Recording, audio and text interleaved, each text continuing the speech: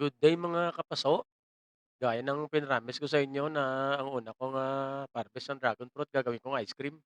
Ayan na po siya guys at, ginawa ko ng ice cream nga. Ang weight ng ating dragon fruit mga 600 grams 'to. Tapos, dinagdagan ko ng all-purpose cream na dalawang pakete ng tig 250 ml. Tapos yung ating gatas ay 350 ml na condensed milk. Tapos dinagdagan ko ng tatlong pakete ng, 30 grams na powdered milk.